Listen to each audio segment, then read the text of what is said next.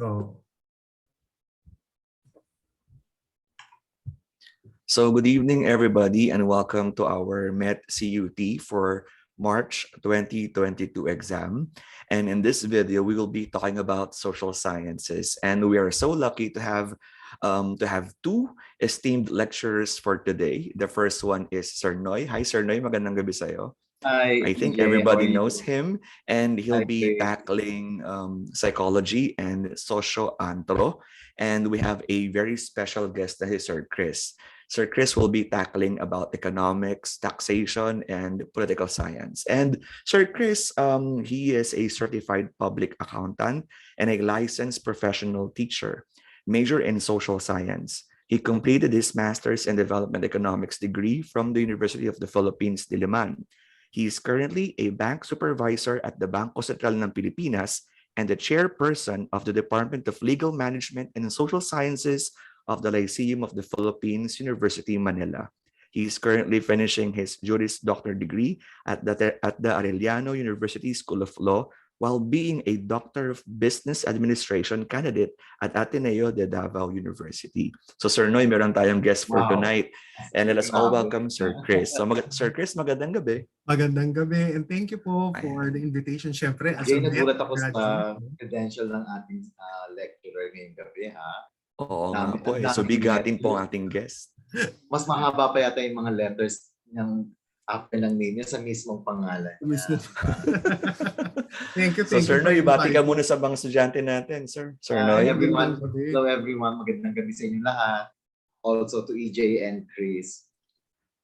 Sir Chris, bati ka muna sa mga estudyante Yes, natin. opo, magandang gabi everyone, no? And thank you for inviting me. As a MET graduate myself, I'm so Yes. proud and honored to be part of this team. And of course, with my own mentor, Sir Noy and Sir EJ. Oh, Magandang thank gabi. you so much. Ayan. So, So parang siguro, siguro ng style natin tonight, di ba, EJ? Paano ba Opo, sir. mangyayari na yun? Tonight po sa ating CUT would be a very special version of it kasi para magkwentuhan na po tayo about the questions na lumalabas sa board exam for teachers. And I think Sir Noy ang magsisimula ng ating usapan with psychology and socio-anthro. Sir Noy. Okay. So sa ating licensure exam for teachers, isa sa pinaka-diverse na subject is actually social sciences kasi pinaghalo-halo yata lahat dito ng mga courses. And so there are questions regarding economics, there's question about taxation, political science, history, Rizal. In fact, last let, sabi ng mga estudyante natin, marami daw kinuha sa area ng Rizal, ano? So meron ding mga questions about psychology, sociology, anthropology. So ang daming mga subjects na pinagsama-sama sa social sciences. That's the reason why tonight, tatlo yung magiging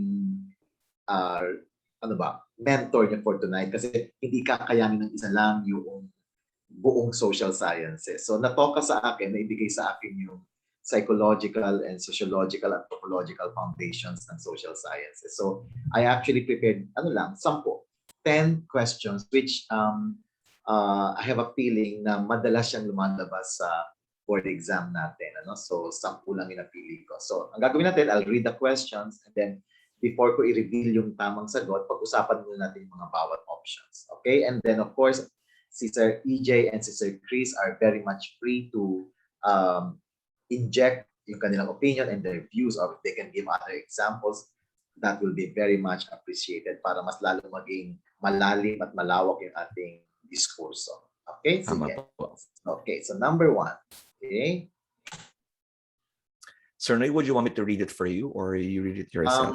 Hindi siya as a screen ko. Lumalabas pa sa screen, mentor? Hindi pa, sir. Yung pa, first page pa lang po. Siguro, sir, yung... Okay, yan. Sige. Ayan. Sabi dito, question number 1, ano? Ako, EJ, ginamit ko yung pangalan mo dito. Ibig sabihin ito, talagang hindi ito galing kung saan-saan gawa ko yung question nito. True. So, Edward finally arrived in Thailand and was so interested to try their local street food. He cannot believe that Thai people eat barbecued scorpions and other insects. He went back to his hotel in disbelief. What did he experience? So imagine, somebody first timer sa Thailand and he saw a lot of street food only to find out na ang isa pala sa kinakain nila ay mga alakdan. So gulat na gulat siya dito. So ano nangyayari kay Edward?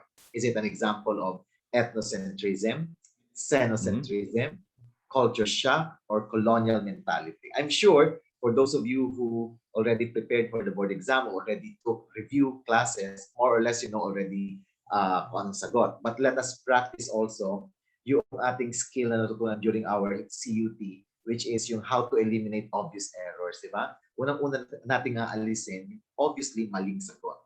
Okay? Ano kaya dyan yung obviously maling sagot?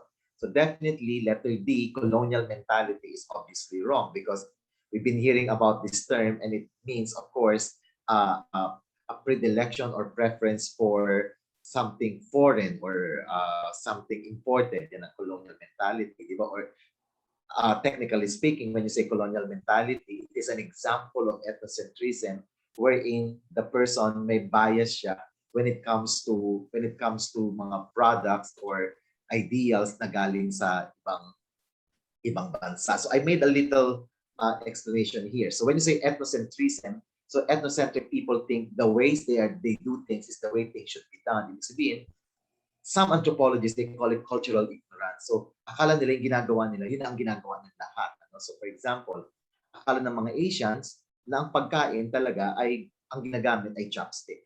So that if you think that way, na ang mga Asians ay puro lang chopsticks ang alam, that's an example of ethnocentrism. Although ethnocentrism, it has a very, very wide and big concept. If you will really hihimayin mo siya, marami siyang mga variation. In fact, part of ethnocentrism is our colonial mentality or parang mas believe tayo sa mga produkto ng ibang bansa.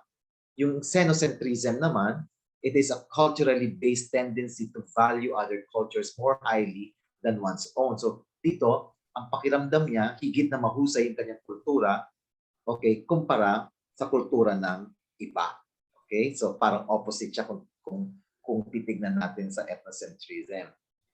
Sinabi namang culture shock, there is a extreme discomfort with other culture. Parang nagugulat siya na hindi siya makapaniwala na may ganun palang klaseng kultura. So, kung babalikan natin yung question, si Edward ay nakakita ng mga street food at ito ay mga scorpion na kinakain ng mga Thais. So, definitely, ang nararamdaman niya ay very good. It's culture shock. Diba? Ikaw ba, Sir Chris, sa dami ng mga travel mo, na-culture shock ka na ba? Yes. Marami ng pagkakataon, sir, na naku-culture shock ako. Yung mga iba't hindi lamang sa pagkain, no? Pero yung mga nakagawian. Di ba? May mga ibang lugar that's offensive kapag ginawa mo yung isang bagay. No? So it really is important na kailangan alam natin yung mga bagay-bagay bago tayo pumunta. So I think, bakit sinasama ito sa board exam ng teachers? Kasi I think as a teacher, di ba, basically teaching is transferring of culture. So whether that culture is math, a culture is science, the goal of the teacher is really to transfer this culture. So a teacher should also know yung mga different dimensions of this mga anthropological concept like ethnocentrism, xenocentrism, culture shock, colonial mentality, etc., etc. And it is not only seen in the classroom, even in the greater society. Di ba? Kitang-kita natin, like even in the pageant, di ba? Sa mga Philippine pageant, ang gusto nila manalo lagi may mga combination ng lahi, di ba? Like maputi, blue ang mata, may lahing European, di ba? So yan, these are part and parcel of all these mga ethnocentrism, xenocentrism, culture shock, colonial mentality concepts. So nilagay ko yan dito because I have a feeling lumalabas pa rin naman ito sa ating board exam, di ba? So Sir Knoi, pag ethno po, ibig sabihin, we value our own culture far more than the other cultures. Yes. And seno po, ibig sabihin the opposite of it, na parang we value other cultures compared to us, compared to our own. Okay. Kumbaga, ethnocentrism, kasi akala nila yun lang talaga. Wala nang iba sa kultura maliban sa kanila. That's why nga parang sometimes they call it cultural ignorance. Hindi malawak kasi yung kanilang pananaw. Diba? Okay. Okay, sige, let's proceed to number 2. Ito, usually pag mga ganitong question, this is very tricky because specific dapat yung tao, no? Kaya ito yung hate na hate ko when it comes to board exam. Ang tinatanong is specific names, ano? But that's the reality. There are names, there are concepts that we really need to memorize by heart. Halimbawa, pag in psychology, for example, di ba, pag nabanggit Sigmund Freud, what should be the first or word that will come into your mind. Sexual development, Psychoanalysis. analysis, ganon. Ganon din sa social anthropology. So pag sinabing social anthropology, sino ba yung unang papasok sa ating isipan? A is Bronislaw Casper Malinowski. Letter B, si Lewis Morgan. Letter C, si Margaret Mead. And letter D, si Franz Boas. So, isa-isahin natin yan. When you talk about Morgan, okay, ang pinag-uusapan lagi niya, he's kind of famous about cultural evolution. Ito yung siya yung nag-pioneer when it comes to the concept of yung evolution ng pagiging barbaro hanggang maging mga sibilisado yung tao. Okay, from barbaric to the more modern way of living, and also yung cultural evolution. Ito yung from the time na hindi nila niluluto yung kanilang pagkain hanggang they learned already the gourmet way of eating. Yan. That's basically concept ni Morgan yan. Si Mead naman, si Margaret, ang teorya naman niya is on the imprinting, especially on children. So sabi niya, ang nakikita, malapit ang kanyang teorya sa social learning theory ni Albert Bandura. The children, they learn from the things that they see within sa mga adult people. So anong ginagawa ng adult, yun ang nag-i-imprint sa kanilang mind, yun na nagiging bahagi ng kanilang kultura. Remember, para mas maliwanag, when you talk about culture, it is malaking group yan. When you talk of individual, it's psychology. Okay? Mm-hmm. So when you talk about psychology, it always deals with an individual. When you talk about culture, you're talking about collective whole. Mm-hmm. So, kay social learning theory ni Bandura, nung sinabi niya kung anong ginagawa ng bata, ay kung anong ginagawa ng matanda, siyang natututunan ng bata, we're talking about an individual. That a person learn from the parent. Parang ganon.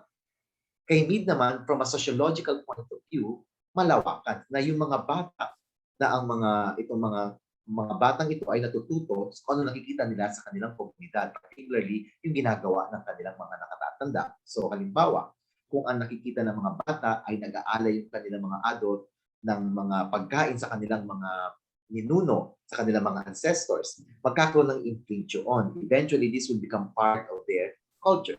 Sila yung magpapatuloy ng kulturang ito dahil natutunan nila ito bata pa sila. Si Boas naman is the father of modern anthropology. So this is a very tricky question because when you talk about anthropology in general, see, that's Franz Boas. But when you talk about social anthropology, meaning there's a connection already of sociology and anthropology, there is only one answer and that will be Malinowski. Okay? So, mahirap yan, Sir Knoi. Mahirap ito. Mahirap po yung item. Yes. So, remember, si Morgan, cultural evolution, si Mead, theory of imprinting, si Boas, father of modern anthropology, Malinowski is the father of social anthropology. Even in psychology, Sir Chris, minsan nalilito sila pag tinanong sila who is the father of psychology. So pag sabing father of psychology, isa sa pwede mong isagot yan is Aristotle because Aristotle basically is the father of modern sciences. Mm-hmm. Pero pag ang tinanong sa atin is the father of modern psychology, papasok doon si Sigmund Freud. Remember, psychology only became scientific when the laboratory in Leipzig, Germany was established. And that time, nandun na si Sigmund Freud ng mga panahon na yon. So, itinuturing na si Sigmund Freud ang tatay ng makabago o modernong psikolohiya. Pero psychology in general, it can be Aristotle. So, the same question here. Malinowski, social anthropology, Boas, or Boas, sees anthropology. Ayan. Noted yan, Sir Knoi. Noted, Edward. Sige. Noted. Chris, I hope pag matapos ng kwentuhan natin, may matutunan tayong tatlo. Natin. Number 3, which is not an example of material culture? This question, I phrase it in such a way na ang mahanap natin is yung not. Because alam yan ni Sir Chris during the board exam, may mga hinahanap yung hindi. It's the opposite that we're looking for. Ngayon, kung hindi naka-underline yung not o hindi siya naka-bold letter, maraming nalilito. Akala nila ang hinahanap material culture. Yung pala ang hinahanap is not an example of material culture. So there are two kinds of culture. There is material and there is non-material. So from the word itself, when you say material, it is something that you can touch. When you say non-material, it's something that you might be able to see or observe, but not necessarily tangible. So ang hinahanap dito is the intangible, yung hindi nakahawakan. Hindi siya material, non-material culture. So tools, diba? Of course, is tools material or non-material? Material. Yes, nakahawakan, diba? So tools. Di ba? Like example, yung mga screwdriver or yung mga palakol ng ating mga ninuno, that's tools or weapon, di ba? Or artworks. Artworks are also tangible, di ba? Even yung mga artworks na nakikita sa kuweba, it is an example of material culture kasi nakikita na may ebidensya na hawakan. How about tradition? Is it Hindi po material or nahahawakan. non-material? Ito yung Intangible po ito. Intangible. This is what we are looking for. So the answer here is letter D because tradition is an example of a non-material Material culture. Hindi mo siya talaga nahahawakan. Hindi mo nahahawakan ang pagpag. Diba? Kultura ng mga Pilipino ang pagpag. Ibig sabihin, kapag nagpunta ka sa isang lamay, huwag kang munang uuwi. Naniniwala sila na dapat pumunta ka muna sa isang restaurant para magpagpag. Diba? Punta ka sa McDo, doon ka magpagpag. Diba? Ibig sabihin nun, para hindi mo madala yung mga negatibong enerhiya mula sa lamay. So, hindi mo nakikita yon pero hindi mo siya nahahawakan, pero nauobserbahan mo. So traditions are example of non-material culture. Diba? Ang dami tradisyon, ano? Yan sa Cavite, I'm sure, ang dami yung tradition dyan, Edward, diba? I'm sure. Marami, sir. Saan ang probinsya mo, Sir Chris? Ako, ang akin pong lola ay galing sa Tarlac at ang lolo ko ay Bulacan. O, di ba? Diyan, sa Bulacan, napakadami. Bulacan, marami rin dyan, sir. Maraming Yes. traditions Diba? yan talaga. Diba? Very good. Next, number 4. Criminals are sometimes looked down as cast out. Totoo yan, ano? Yung mga tayo kuminsan, pag sinabing ex-convict, ang hirap na makakuha ng trabaho. Kasi ang tingin sa kanila mga cast outs, yung mga yan. Especially during the olden days. Ngayon nga, kahit paano, may mga institution na or mga offices na tumatanggap ng mga ex-convict. In fact, I know someone very close to me nakapagtrabaho siya despite the fact na nakulong siya ng 6 na taon. Although, of course, hindi naman niya kasalanan yung nangyari kung bakit siya nakulong. Pero dahil nakulong pa din siya, nakakuha pa rin siya ng maayos na trabaho. Although, sabi niya, marami pa ring mga offices or in-applyan niya na nung nakita na meron siyang record, hindi talaga parang sinashy away na siya sa pag-a-apply.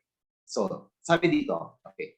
So, these criminals were cast away. So, the proper term for this removal from community is, so, pag kinakast away ang isang tao, gaya ng isang kriminal sa kanyang society, ang tawag dito ay delinquents, evils, ostracized, exorcised. So, let us eradicate the obvious error, di ba? Ano dyan talaga mo, EJ, ang obviously wrong? Sir, exercise. Okay, di ba? Alam natin. Hindi naman siya ikot yung ulo, ganun, di ba? Lalabas na kung ano-ano sa bibig. Oo, aalisin ng mga masamang espiritu, no? Hindi naman yun ang casting away, ano? Yung exorcism is actually casting away the negative energy or probably evil spirit from the body of the person, ano? But this one, they are casting away the person from the society. So it is not exorcise, or it's not exorcism. So delinquents, evils, ostracized. I gave you one of the techniques in taking the board exam is when there are two items that are kind of equal, it cannot be the right answer because there will only be one right answer. So delinquents and evils are both saying almost the same. So it cannot be A or B. So the answer here will be letter C, ostracized. Ostracized. Or properly, we can call it ostracism. So when a person is removed from the society, now ostracize siya, ang proseso ginawa nila ay ostracism. Diba? Noon, sino yung mga madalas ma-ostracize during the olden times? Number 1, widows. Okay? Noon, pag widow ka, talagang huwag ka na magpakita. Wala ka ng saysay sa iyong community. Lalo nung panahon ni Cristo, di ba? Ang mga widows, hindi yan talagang mababa ng tingin sa kanila, namatay na sila ng asawa. But there are some cultures now, up to now, na mababa pa rin tingin sa widows. Like for example, in India, there are certain parts in India na kapag ikaw ay byuda, talagang ostracize ka. So ano pa yung madalas ma-ostracize before?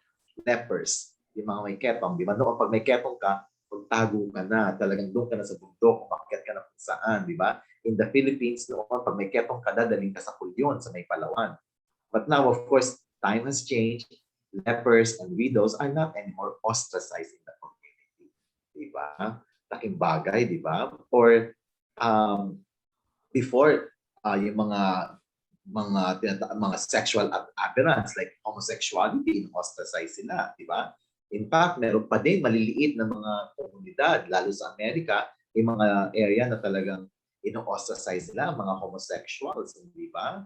Yeah, or especially in Middle East, hindi ba? Because in Islam, in particularly Islam, the word homosexual is not found anywhere in the Quran. So talagang pag meron kang ganyan classic tendency na liking towards same sex, talagang medyo i-ostracize ka starting from your family hanggang sa iyong community. Okay. Which is not true about cultures. Ayan, this time, pinalaki yung word na not. So obviously, ang nahanap natin dito is something negative. So the arrangement here will become 3 positive and 1 negative. And the right answer will be that 1 negative response. Mhm. Okay. A, culture is learned. Is it plus or minus? Plus. Yes. Ang kultura natututunan because when we are born without culture. All the things that we learn about everything, the things that we know about our culture is something that we learn. How to cook paella, how to cook sinigang, how to dress up, the way we look. These are all things that we learn from our environment. So culture is learned. Letter B, culture is adopted. Is it positive or negative? Positive. Of course, kultura ay umaayon sa pagbabago ng panahon. Kapag ang kultura ay hindi naakma sa takbo ng bagong henerasyon, nawawala na itong pusa. Kaya halimbawa in the northern part of the Philippines, the Ifugao region, Ifugao area, before they practice headhunting, kapag nag-away ang mga tribo, putulan ng ulo. But sa pagdaan ng paglipas ng panahon, ang kulturang ito ay nawala na. Siyempre, bawal na yung magputol ng ulo. So, nag-adapt na sila sa makabagong panahon.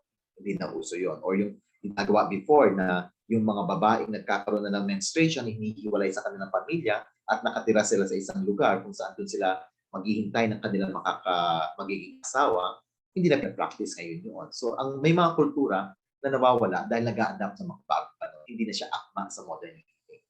How about letter C? Culture is a group process. Is it positive or negative? Positive. Yes. Ang bawat kultura ay dinesisyonan ng buong grupo. So, hindi pa pwedeng gusto lang ng ating barangay leader o hindi lang dahil gusto ito ng ating presidente. Kailangan ito ay ratifikado, gusto ng lahat para ito ay matawag na kultura. So yung, halimbawa, yung kultura ng paglilibing, di ba? Hindi lang dahil gusto niya na ganyan ang gawin. Dahil ito hindi dahil gusto lang niya o gusto ng tatay o ng nanay, kundi gusto ito ng lahat. Kaya ito ang papatuloy pa. Group process ang kultura. How about letter D? Culture is stagnant. Negative yan, sir. That is something, yan yung negative. Hindi stagnant ang kultura. Ang kultura ay nag-a-adapt na umiinog, nag-i-evolve, minsan pa. So, the answer here is letter D. D. Culture is stagnant is not true about culture. Very good. LGBT is a specialized group with its own language and culture. Totoo yan, ano? Alam mo, pag pinagsama ang isang homosexual or a gay person from Luzon, i-mix natin siya sa isang homosexual from Tawi-Tawi. Believe it or not, they share the same culture. Nagkakaintindihan sila. They share a language that only 2 of them can understand. They laugh because they are talking about something that other people around them cannot understand, but only 2 of them can understand. That is quite unique when it comes to this mga specialized group. They share a special culture, they speak their own special language. Therefore, members of this group can be considered as part of a subculture, general culture, minority culture, non-culture. Let us eradicate the obvious error. Siyempre, non-culture, no? Hindi naman pwedeng non-culture. There is culture nga di ba? So, hinahanap lang natin kung anong level siya ng kultura. Ito ba ay subculture? Ito ba ay general culture? Or minority culture? Tawag dito, LGBT or gay community is an example of subculture. Because subculture is, because there is a big culture and there are small culture. There is what we call the subculture. Subculture are a specialized group of people who share same language or culture that they practice within that small group. Diba? So another example of an LGBT subculture can be, I don't know if this is acceptable, but you know what? Even the drug addicts, if you look at it from a anthropological point of view, they share the same language, they share the same culture. So drug addicts can somewhat create their own subculture. Paano ko nasabi yun? Huwag naman drug addict, a drug user from Manila can talk to a drug user from Baguio and they share the same language. They know how to get the drug, They know what to term it, di ba? Noon, like for example, they will say, oh pare, meron ka ba diyang long playing Sharon? For some people, hindi maintindihan, ano yung long playing What? Sharon Long ang play? hinahanap? Yung pala, long playing means longer lasting at mas malakas. Sharon means shabu. Diba? So, sila lang nagkakaintindihan nun. So, when people share this particular language or particular culture, ang tawag diyan subculture. Like going back to the gay person from Tawi-Tawi and Manila. Pag sinabi ng taga Manila, dahil syongit naman yung jowa verse mo. Alam na nila na ang pinag-uusapan na yung jowa nila hindi kagandahan. So, the word jowa is something that is shared by these people na maaaring di alam ng mga straight people from, say, Manila or say from Tawi-Tawi. Sila lang. There is a sense of parang uniqueness na sila lang ang pwede mag-share. Yan ang tinatawag na subculture. Subculture. Yes. Now, the purpose of GAD is to ensure, diba? GAD is to ensure that both men and women can participate in, benefit from, diba? Development in a way that is equitable. Ibig sabihin, babae man, lalaki man, ano man ang kasarian, ay dapat magkaroon ng equitable, pantay-pantay na partisipasyon sa mga programa ng pamahalaan patungkol sa GAD. Now, GAD stands for Gender as Decision, B, Gender Acquisition Development, C, Gender Act Development, or letter D, Gender and Development. The answer there is letter D, Gender and Development. Diba? So ito yung makabagong programang inilunsad ng ating pamahalaan na bigyang edukasyon, bigyan ng iba pang mga ikabubuti ng ating mga kababayan regardless kung ano ang kanyang sexual preference. So, pinapakita dito, kaunti-unti na ang bansang Pilipinas ay nagbubukas na ang mata at ang isipan sa pagyakap ng mga issue patungkol sa ating iba't ibang kasarian. Iba naman talaga di ba? Alam mo, Edward, na-shock na ako. I was in the US, that last December. So when I was having my COVID shot, pumipirma ako ng aking tawag doon. I was trying to fill out my form. Nakalagay doon, gender. Sa Pilipinas, sanay tayo, gender. Male, female. Sa Amerika, nagulat ako, nakalagay, male, female, non-binary. May ganun. So sa kanila, talagang option na yun ngayon na kung ayaw mong sabihin, pwede mo wag i-declare ang gender mo. Kung sa isa sa palagay mo, wala sa pagpipilian, ilagay mo, you don't want to declare. So ganun kalawak na ang kanilang pananaw when it comes to gender in the US. Sir, kahit ang Facebook, I think, meron parang more than 100 na pagpipilian in terms of gender. 100? Nakakaloka naman. More pa ata, sir. More ang pa. recent ko nakita, Edward, patungkol dyan sa mga gender issues natin na ganyan, hindi na gano'ng ginagamit, especially in the West, yung MS, MR, MRS, MX na daw, di ba, Sir Chris? Yes, ba? MX na. Kahit dito, dinadala na po siya dito ng mga Western concepts. Ina-adapt na natin. No, MX so tatanggapin na. ko kaya MX Knoi Esmane. Nga lang, sir, I think in the Philippines... Hindi ka mapagkamal na kung vitamins o supplement. Oo, sir. So I think in the Philippine culture, parang X po ata is something negative sa Filipino culture. Kaya parang tingin ko mahirapan tayong ma-achieve yung MX na yan. It will take a while. Pero alam mo naman ng mga Pilipino, pag gusto natin, nagago, di ba? It's a group process. Di ba? Kung iingay ang mga miyembro ng ating mga LGBT community, for example, later on, maririnig din at talagang pagbibigyan din naman. Kasi as I've said, culture is adaptive. At culture is evolutionary. Naman, di ba? Sige. So, GAD is gender and development. In a lot of school now, even in elementary, in high school, there is always an area sa school ng GAD. It's part of their guidance and counseling program. GAD na yan. Gender and development. Yan. Number 8. Now, this psychologist pioneered in the study of human needs and presented the same in a hierarchical order. I'm sure alam ito. Siya yung nagpakita ng pyramid of needs, na ang ating mga pangangailangan, hindi na mga gusto. We're not talking about wants. We're talking about needs. Ito daw ay naka-arrange ng parang pyramid, starting from the basic, which is air that we breathe, the water that we take in, diba? Yan. Hanggang pataas ng pataas, hanggang ma-reach natin yung tinatawag na pinnacle, which is self-actualization. Sensation. So, sino yan? O, sige nga. Tatandaan, Sigmund Freud, Albert Bandura, Edward Thorndike, or Jean Piaget. Sige nga, tingnan ko kung makakita sa Naku, sir, parang nakalimutan ko na yan, ah. Alam ko, sir, yan from the very beginning, like physiological, tapos ay yung This is a tapos very yung tricky question. I specifically put it here. Okay. Bakit? Because wala dito ang sagot. Si Maslow, Abraham sir? Maslow. Ah. Abraham Maslow. Tama ako si Maslow. So may mga pagkakataon, nilagay ko dito, na kung minsan nakataka kayo, mabaliw-baliw na kayo nakaiisip, wala naman dun yung sagot. So sometimes you have to opt for letter E. Ibig sabihin, True. none of the above option. Even if the proctor will tell you, oy, class, mali daw yung number 8, wala daw tamang sagot dyan. It doesn't mean na, ay, bonus ito, huwag ka nagsasagot. You still have to answer, you still have to shade a letter, and normally you shade letter E. Okay ba yun? So sinadya ko ito. Nagtaasa ng kilay ni Edward because alam ko at alam ni Sir Chris, naku, may mali si Sir Knoi, si Maslow yan, si Maslow yan. Diba? Sinadya. Okay? Pero sir, di ba ganun po ba talaga in terms of mga ganyan mga tanong? Kasi lagi po may ganyan parang wala yung pagpipilian.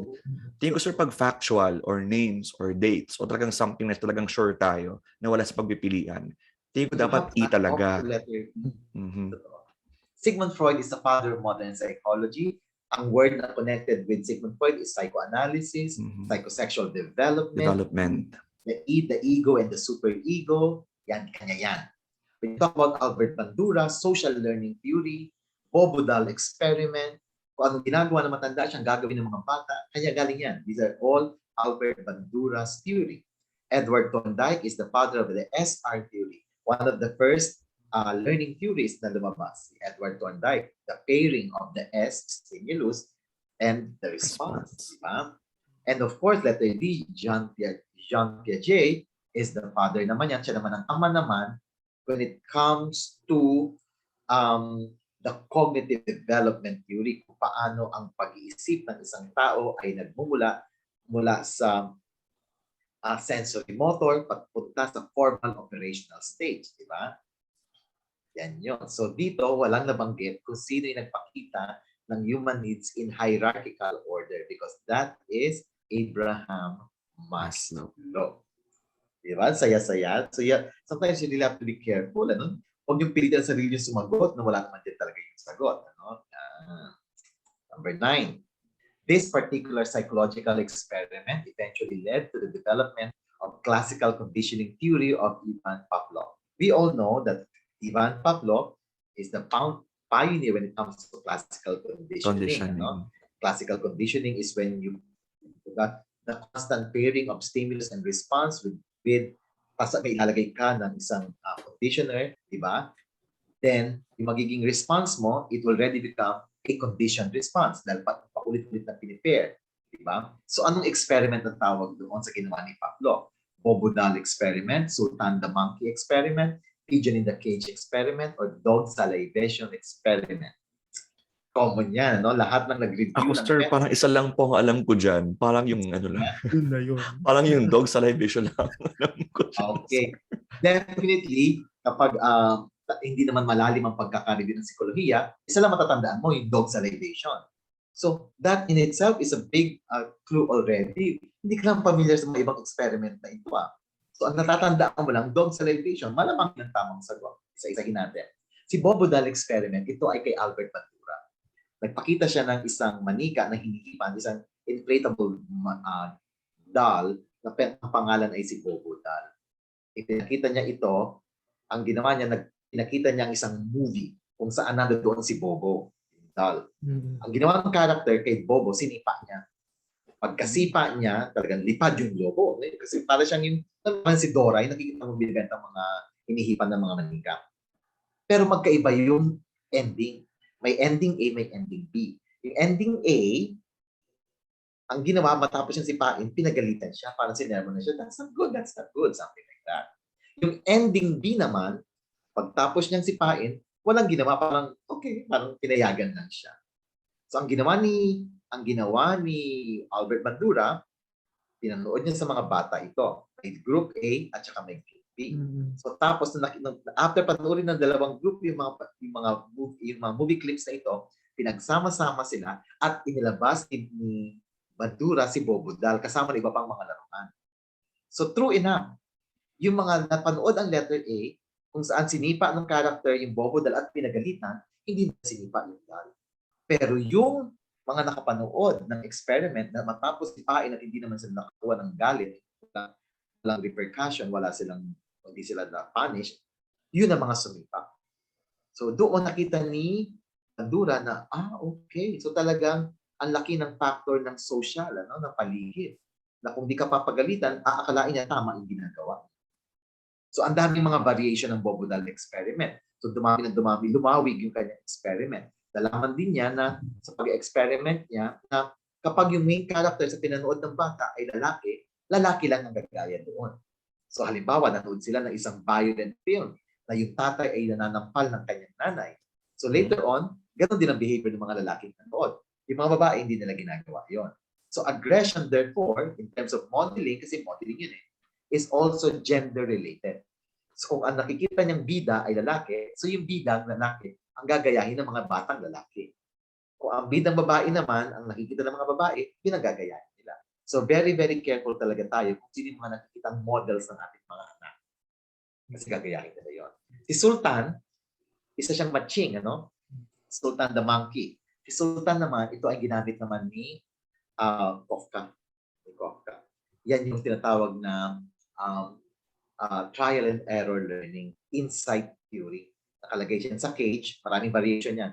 Isa nasa cage, nalagay yung monkey sa loob, sa labas may banana, kasama lang niya 2 stick. So nakita niya yung banana, kinuha niya yung stick, inaabot niya, hindi niya maabot. Kinuha niya isang stick, hindi niya maabot.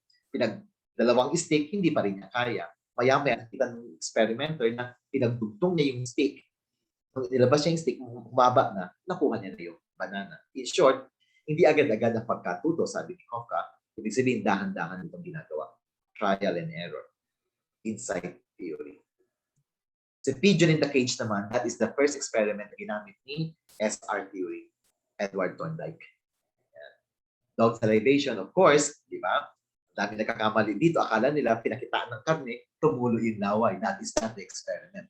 There's a small machine attached in the mouth of the dog, na nung pinakitaan ng karne, na may measure yung instrument na yun, yun na po-produce na saliva ng salivary glands. Dahil pag ang aso tumulo ang laway, magtakbuhan na tayo. Baliw ang aso. May rabies yan, sir. May rabies. So yung experiment ni Pablo, there's a small machine attached to it to measure the secretion of the salivary gland. Maraming namatay na aso, side story ito. Ang daming namatay na aso sa experiment ni Pablo. Sa totoo lang. But actually, si Pavlov, isa siya medical doctor at ang hinahanap niya ay makakita siya ng gamot para malusutan ang sakit ng ulcer, acidity. Hanggang kapapakita niya, kasi sa salivation is connected yung acidity. Nakita niya, bakit pag pinapakita ito, tumutulo ang laway. Nung nag-ring ang bell, hanggang na-pair niya na yung bell and the food, ring lang ng bell, naglalaway pa rin yung aso. Doon niya na-connect yung classical conditioning theory.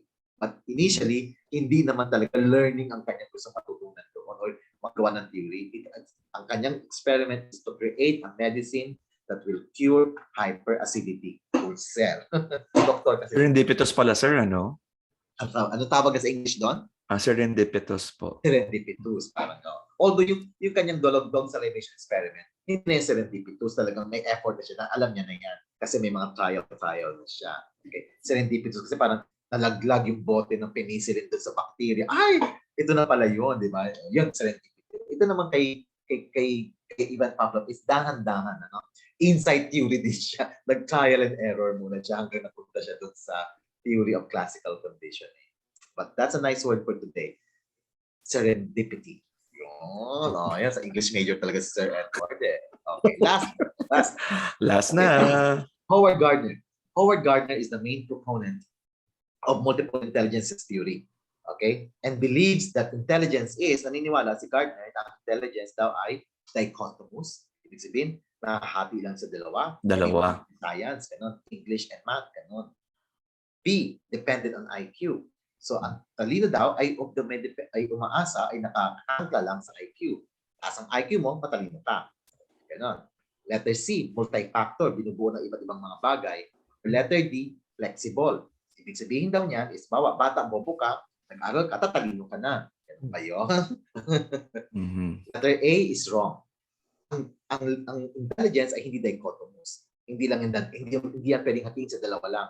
Verbal, non-verbal. No, definitely not. It is not dichotomous. Letter B, dependent on IQ. Hindi din. Hindi rin. Because ang IQ is only one, diba? Intelligence is just one, but there is also emotional quotient. Intelligence quotient, emotional quotient, diba? May mga ganyan. Technological quotient. So, ang intelligence, therefore, ang tamang sagot ay letter C. It is a multi-factor theory involving the proper utilization of all our God-given gifts. So, it can be mathematical or numerical, spatial, verbal linguistics, spatial or visual, kinetic, musical, tawag dyan, meron pa tayong madami pa, may mga yung movement, di ba? Kinetics, or kinesthetics. Okay. Is it letter D, flexible? Of course, this is wrong. Ang talino ay hindi ito rubber band na tipong kapag nag-aral ako mabuti, magiging matalino ako. No. Ang intelligence, there is really a set. Talking about IQ, for example, pag pinanganak ka, may certain level of IQ ka na.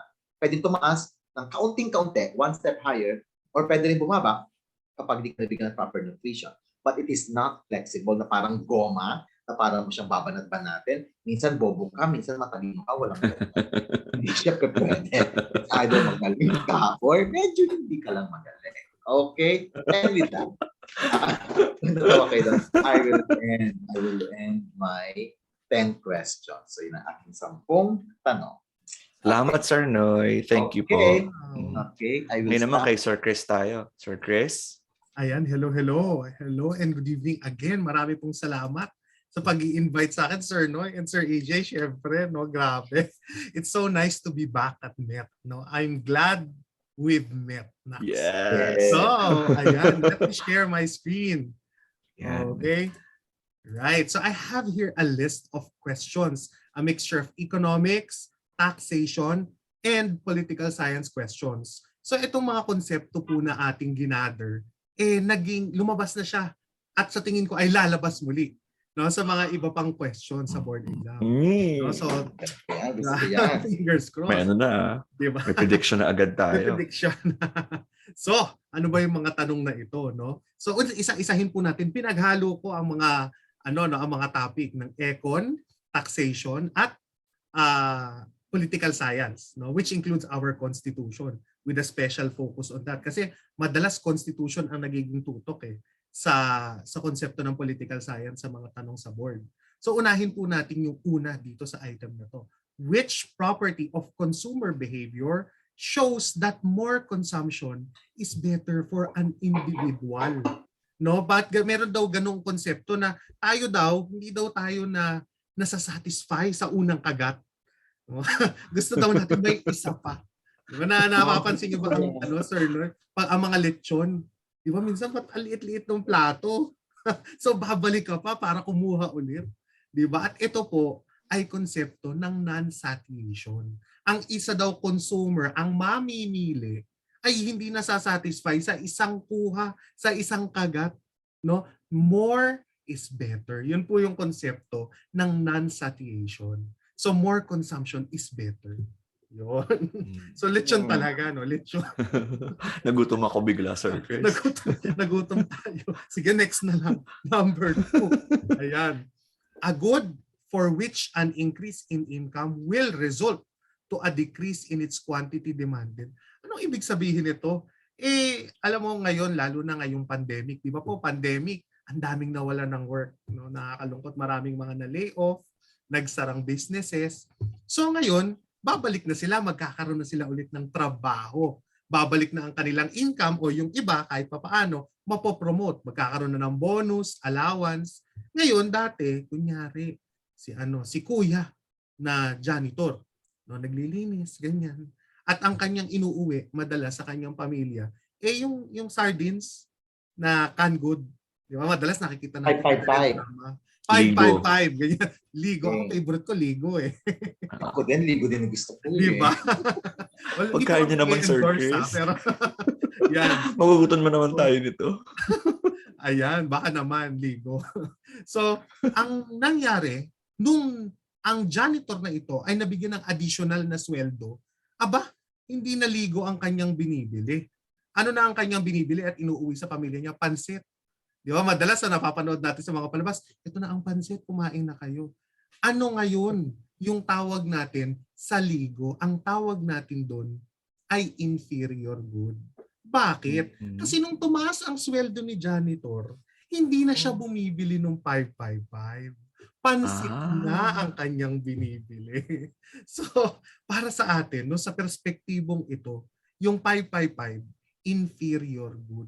Mas nakabababa. Nung nagkaroon na ng additional na sweldo si janitor, dead man na siya doon sa 555. Doon na siya sa pansit. At pansit naman, yung pansit ang tinatawag nating normal good. Na kapag tumaas ang income mo o kita mo, tataas ang demand mo sa kanya. So, yun yung pansit sa senaryo na iyon. No? Eh, tingnan natin. Pwede question. Yes, sir.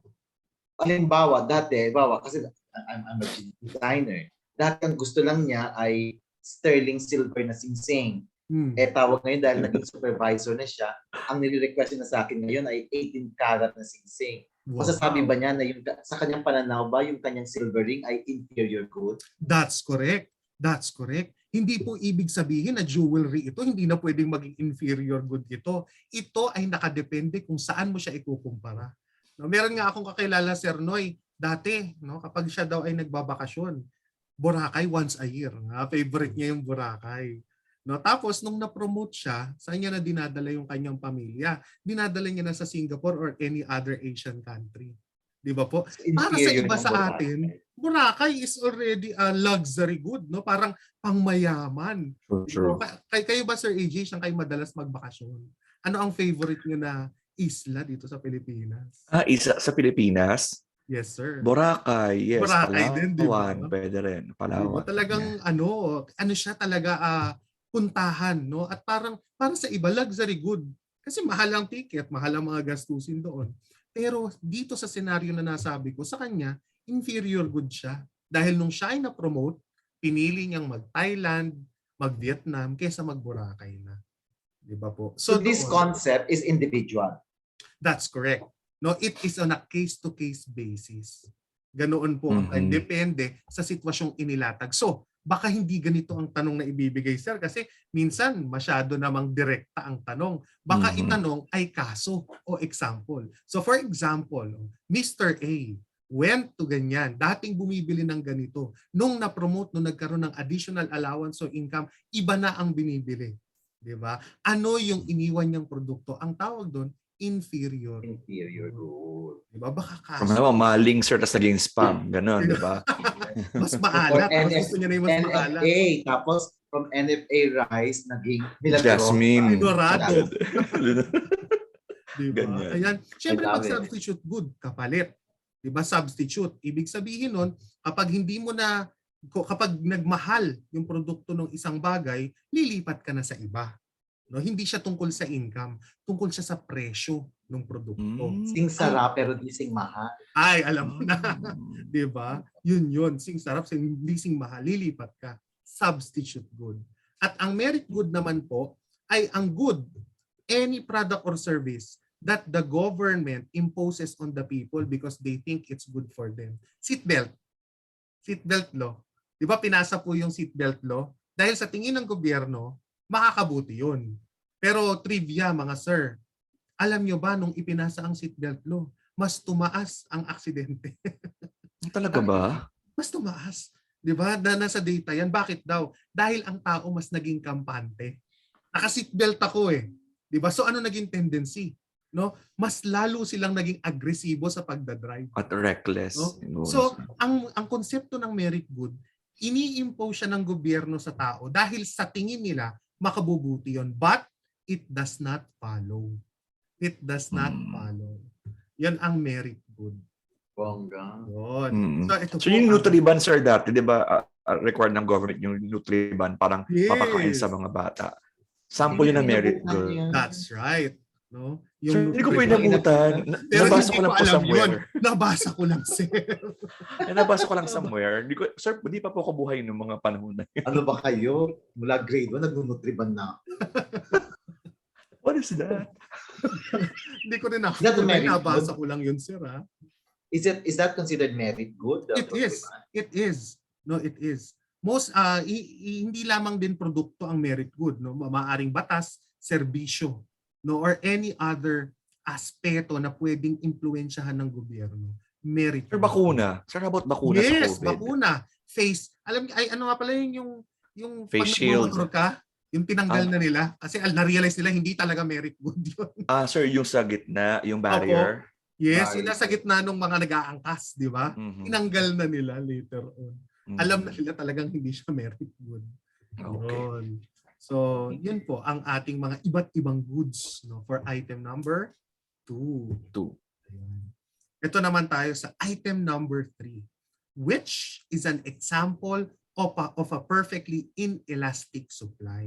Ano naman kung mga elastic, banat-banat, no? Inelastic, elastic. Hirap ito. Kapag Mahirap to, sinugi sir. natin, ayan, parang rubber band lang yan kanina, Sir Noy, no? Banat-banat.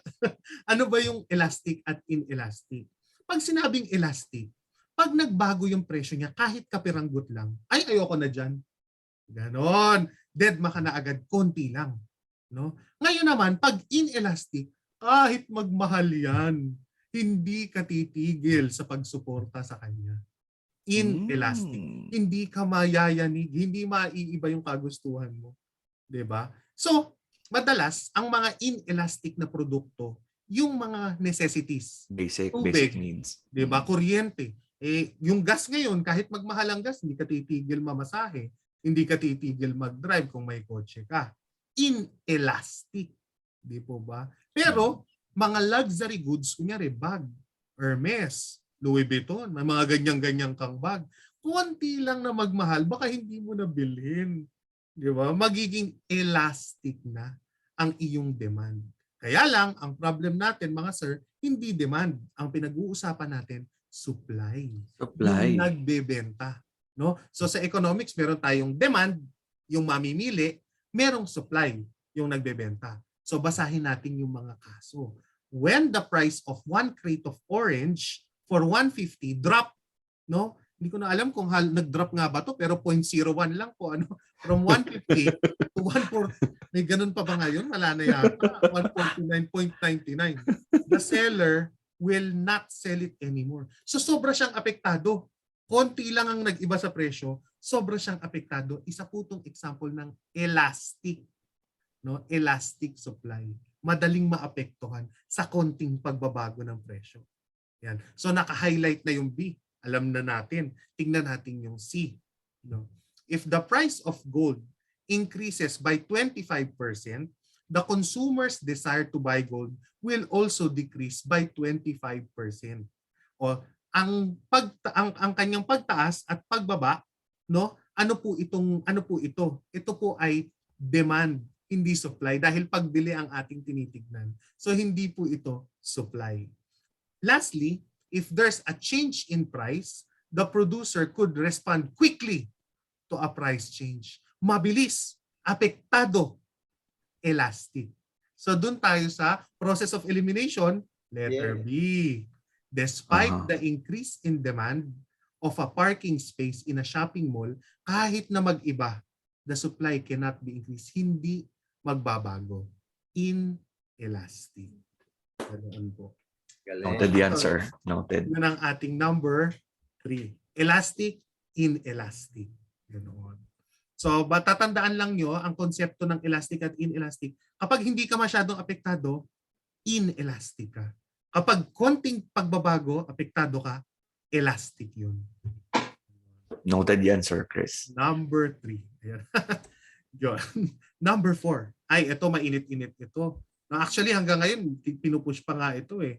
Federalism. Federalism. No? Federalism is now hotly debated in Congress. Ano sinabi? That if 3/4 of its members will ratify it, 3/4, charter change shall follow suit.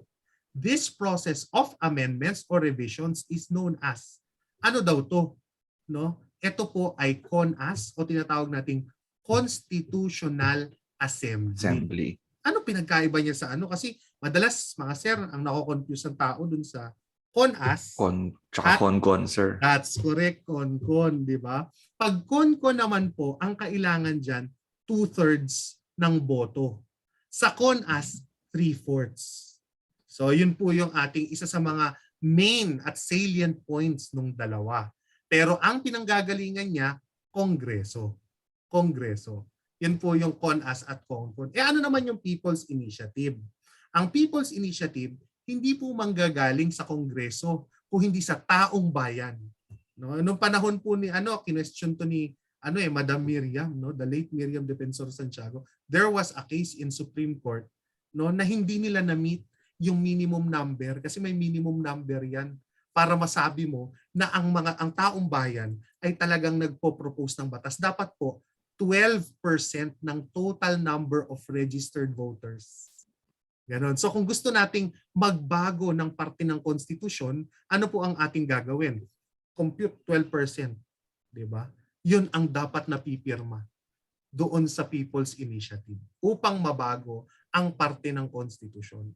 Ang isa pa pong pagkakaiba ng CONAS at CONCON sa People's Initiative, yung CONAS at CONCON pwedeng amendment. Ibig sabihin, maramihang pagbabago ng parte ng konstitusyon. Ngunit, ang People's Initiative ay revision lamang, konti-konti lang, kurot-kurot lang. Hindi pwedeng maramihan ang babaguhin sa konstitusyon. Ayun. So ang plebisito naman po, kailangan pagbotohan. Kailangan pagboto, ihahain sa taong bayan at pagbobotohan ang plebisito. Ayun. So, medyo maano tong federalism. Yeah. Diba? It will bring a lot of other topics. Ayan. So, andito po tayo ulit sa konstitusyon. Diba? Naalala mo ba, Sir Knoi, pinapamemorize? Ewan ko, pinapamemorize to sa amin dati. Yung preamble. Sir, yung preamble. Diba, We, sir? the Filipino, whatever. Yeah. We, the Filipino people. No? Mga ganyan. Deploying the aid of the divine something. Correct. Correct. At itong preamble, mga sir, nakikita ito sa simula. Mayroon na tayong keyword, simula ng Constitution. Kaya siya, to walk before. No? Hindi po ito ahead, along, or even behind, before. No? Naglalatag lamang siya kung ano ba ang mga ang tao na sumulat ng Constitution. I think the preface in pre means a lot of things. That's correct. So, to walk before. Yan po ang ating preamble. Sige. Yan. Ito na ang mga buwis. Taxation. In the train law, which good is exempted from VAT? Ganun. Bakit ang 3-in-1 hindi exempted? May mga baka may babasang artikulo yung mga estudyante natin na dati ang 3-in-1 sinama po siya pero pinatanggal siya ng last minute. Ganun po. Opo. Bakit, sir? No, kasi ang tinatamaan ng 3-in-1 coffee yung mahihirap. So it's anti-poor. No, ito pong 3-in-1 coffee, kapag binuwisan mo pa siya ng additional, ang tatamaan po niyan yung mahihirap. Kaya tinanggal nila yan. No? At ano ang tinutukan nila? 'Di ba? Tabako, petrolyo, 'di ba? Soft drinks. Kasi bakit naman ang soft drinks mahilig din mag-soft drinks yung mga, 'di ba? Hindi naman pangmayaman lang ang soft drinks, kahit sino may mismo na nga 'di ba? Bakit yan binubuwisan? Ito naman po, parte ng ating gobyerno upang protektahan ang kalusugan ng mamamayan. So yung mga sugar sweetened beverages, yun yung dinagdagan nila ng buwis nung ipinasa ang train law. Okay. At ito po ay pinasa noong January 1, 2018. Ayan. The train. Bago lang pala, sir, no? Opo, bagong-bago lamang ito, no, ang ating train law. Marami pa po siya mga binagong parte, pero ito madalas ang tinututukan, yung sugar sweetened beverages. Kasi ang nasa isip ng mga tao, ay, sugar sweetened beverages, parang soft drinks, may asukal din yung 3-in-1 coffee. Baka kasama ito. Hindi po. Hindi kasama ang 3-in-1 coffee sa mga binuwisan na karagdagan sa train law. Ayun. So how about yung coffee, yung tinitimpla? Hindi rin kasama, sir. Hindi rin kasama mismo yung kape. Yan. Ang talagang tinutukan dito, yung tobacco, petroleum at yung soft drinks at saka yung mga pinatamis na juice kunyari. Hindi pagka ang juice mo 100% natural, exempted yan. Pero pag ang juice mo may halong mga asukal, hindi po yan exempted. Ganon. So ito po yung train law. Train law. Yan. So balik tayo ng kaunti, sir, sa Constitution. Mhm. No? Ito, paparating na ang eleksyon, di ba? Sa Mayo. Ano po ang nakalagay? The right to suffrage. No? Kayo po ba, sir, boboto tayo sa Mayo? Of course. Di ba? Isa yan Of sa ating course. mga panata. At ito ay makikita. Lahat ng daliri ko papalagyan ko ng Sure, pwede ba hanggang paa? Pwede. ipaang lalaki, di ba? Lahat, no? Basta Indelible makaboto. Nako, ayan. At tawag dito, ayan, tama. So, right to suffrage. Sabi nila, ang pagboto daw, hindi lang karapatan, obligasyon nga daw, di ba, sir? Obligasyon ang pagboto. But anyway, ang nakasaad sa ating batas, right to suffrage, at ito po ay nasa Artikulo 5, Article 5 of the 1987 Constitution. No? So, ano po ba yung mga iba dito? Kasi madalas, itong mga to, pwede ring tamaan lalo na sa mga issue no current events natin. Una, national territory, wag niyong kalilimutan, Article 1. Dito natin dinedeklara kung ano ang atin at hindi. No? Ito rin ang pinagbasihan ng ating karapatan sa West Philippine Sea. Article 1. Article 1. Diba? So ano naman ang Article 3? Ito lalabas din ito minsan na didiscuss to in detail, Bill of Rights. Ito lamang po ang artikulo sa lahat ng provision ng Constitution na ang pinoprotektahan taong bayan. Hindi sinasabi ang obligasyon ng Estado o karapatan ng Estado. Taong bayan ang tinututukan. Article 3. Ayan. At syempre, para malaman natin kung sino ang taong bayan, pupunta tayo sa Article 4, citizenship. Di ba? Ikaw ba ay Pilipino o hindi? So tignan natin ang Article 4. Yun. Pero, no, bilang parte ng ating commitment bilang Pilipino, right to suffrage, Article 5 ang atin pong titignan. Ayan. So this is right to suffrage. Suffrage. Ayan. So isa sa mga lumalabas din, ito, kapag na-encounter to ng mga estudyante natin, no? Kasi ang agrarian reform, nadidiscuss din po sa Econ. Lumalabas to sa Econ eh. Agrarian reform. At ito ay kinirmahan ni President Corazon Aquino. Actually, may agrarian reform din po nung panahon ni GMA. No? Si GMA, ang ating presidente, ay meron ding agrarian reform. Pero hindi na siya tinatawag na CARP. Siya na ay CARPer. No, iba na ang kanyang code at wala yun dito. Ang nandito po 6657, the Comprehensive Agrarian Reform Program. No? So ano pa po yung mga iba dito? Minsan napaghahalo-halo 6657, 7877. So ano ba yung 7877? Ang 7877 po ay ang Anti-Sexual Harassment Act. Naku mga teacher, alam nyo na. No? Importante ito. Hindi na po totoo yung kaso dati na may kinampihan ng Supreme Court eh. Nagkaroon ng relasyon sa estudyante. Tapos sabi ng Supreme Court, dati po all case, hindi na pwede yun ngayon. Na-overturn na yun. Okay lang daw. The heart has its reasons of its own. Ganon. Ni-romanticize ng korte. Kaya lang bata. Hindi pwede talaga. No way. Bawal talaga. Bawal po yan under the anti-sexual harassment. Ano naman po yung 6938, no? Cooperative Code of the Philippines. No, yan po ang nag-establish ng mga kooperatiba. No, that is 6938. And 6727, this established the minimum wage. No? Ito ang nagsasaad na dapat every now and then i-check natin ang minimum wage, no? Siyempre, ang mga kasama ko dito hindi minimum wage, di ba? Ibang level. Sino po? Ikaw yun, Chris. Ikaw sir hindi minimum wage. Kami sir ako sir manggagawa talaga. Di ba? Ano ba yung minimum wage natin sa Metro Manila? O baka tanungin tayo, ha? Hindi pa rin nagbabago. 537 pa rin po. No, yan po ang ating minimum wage sa Metro Manila. Ang tanong, Pareho po ba ng minimum wage ang Metro Manila across all cities and provinces in the Philippines? No. Iba-iba po yan at sineset po yan ng kani-kanilang mga wage board, no, sa lugar na iyon. Yan. So yan po ang Comprehensive Agrarian Reform Program. 6657. Sir EJ, saan babanda ang city mo? Sir, gentry ako so sa Cavite. Okay. Sa Cavite. Kayo po, Sir Knoi? San Juan. Ano yan, sir? Manila rate yan. Iba ang minimum wage. Provincial rate lang. Pero lang, alam sir, natin na hindi minimum wage. Kayo dalawa.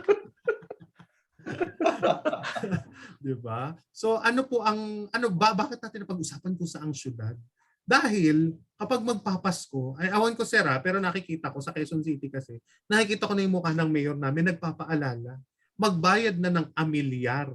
Magbayad na ng buwis ng inyong mga tinitirhan, ng inyong lupain, ng inyong real property. And that is called real property tax. Sa Tagalog, sa Pilipino, tawag natin dyan, amilyar. Amilyar. Diba po? At ang nangongolekta po nito ay hindi national government. Yung mga mayor nyo sa local City Hall. government. Yes, the City Hall. Diba? Na municipalities, no? Sa lugar para sa mga probinsya. No? So, yung mga ibang buwis dito, national po yan. Energy, travel tax na binabayaran nyo po kapag kayo bumibili ng ticket. Kaya di ba pag Cebu Pac, piso fare? Bumibili ba kayo ng piso fare? Ako bumibili ako. Di ba? So kapag nakita mo piso fare, pag check out mo, hindi siya piso. 1,000. Di ba? 1,000 plus na hindi po kayo nabubudol. Meron po kasing travel tax yan at iba pang mga buwis na binabayaran sa national. And lastly, private and motor vehicle taxes. Lahat po yan ay national government. Except real property tax. Ayan. Noted po yan, sir. Thank you. Ayan, ito, huli. This form of escape, kasi pwede nating takasan. Ang pangit pakinggan. Takasan ang pwede po ba? Paano ba yan, sir? Diba? Pwede. Paano ba takasan yan? Dapat ba yun? Diba? Share naman. Paano ba takasan yan, sir? Diba? May mga legal at illegal na pag-iwas at pagbabayad. Doon tayo syempre sa legal. Alam niyo yan, mga sir. Diba? Ngunit, ang isang attempt ng business owner na bawiin ito by declaring bankruptcy to avoid paying previous tax charges, ang tawag po natin dyan, transformation. Tinatransform niya ang estado ng kanyang business from kayang magbayad ng buwis to hindi kayang magbayad ng buwis. Tinransform niya. So ito po ay transformation. No? Isa itong legal na paraan kasi na-bankrupt ka talaga eh. So hindi talaga kaya, hindi makakapagbayad. Ang isa pong legal pa na paraan upang maiwasan magbayad ng buwis ay tax avoidance. Dito na kami papasok ang mga accountant. Magko-compute para matulungang mapaliit sa legal na paraan. Meron po ditong illegal. Ano yung illegal? Tax evasion. Tax evader. Pag tinawag kang tax evader, ikaw ay illegal na hindi nagbabayad ng buwis. May kinalaman niya. Diba? Masama yan, sir. Hindi yan mabuti. Masama yan, sir. Tax evader. Tax evader. Diba? Meron po tayong capitalization. Ano yun? Kapag nagkakaroon ng capitalization, yung buwis isinasama sa presyo ng produktong binebenta. Diba? May nakita na tayo, yung spaghetti, 55. Pero kasama na yung VAT. Diba? VAT inclusive. Kinapitalize niya na yung buwis dun sa presyo na binebenta niya sa iyo. Ayun. Yun po ay capitalization. Ipinapasa ng nagbebenta sa mamimili ang pagbabayad ng buwis. Kaya hindi niya na kailangan pang bayaran ito. Galing ni ng mga businessmen. No, Is that illegal? Sir? Is that illegal? No, that's legal, sir. That's legal. Pwede. Ito lang po yung illegal dito, ang tax evasion. Pero yung iba po, legal. Diba? Pagka tax avoidance, merong tulong ang accountant dyan. Capitalization, pinapasa sa pagsasama niya sa produkto o presyo ng produkto. At transformation, ang pagbabago ng estado ng business upang hindi makapagbayad ng buwis. Ayan. So, Ay, ito po ang kasi ating mga paliwanag, Sir Mhm. Chris. Very good. Ang galing. Ang husay. Yan. I'm so Napakahusay. honored to be with Sir Knoi and Sir EJ. Econ, no, we've also touched base on pol-sci specific to the Constitution, taxation, and a little bit of comprehensive agrarian reform. Ayan. Sir Chris, maraming salamat sa pagtanggap ng aming paanyaya. Actually, we are very proud to say na si Sir Chris ay produkto ng MAT. Ayan, talagang met baby yan si Sir, di ba? Sobra. So maraming salamat. At Sir Noy, maraming salamat sa time mo ngayong gabi. Alam kong busy ka pero you took the time to join us. And mga kaibigan, meron po itong part 2. At ang part 2 po natin ay magaganap, siguro ay i-upload namin right after this. At ang part 2 naman po ay about Rizal, history, and of course, art appreciation.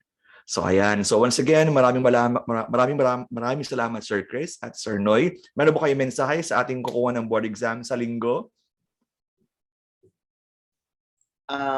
I just really wish you luck, and I think we were able to give you a lot of information that will help you pass and ace the board exam.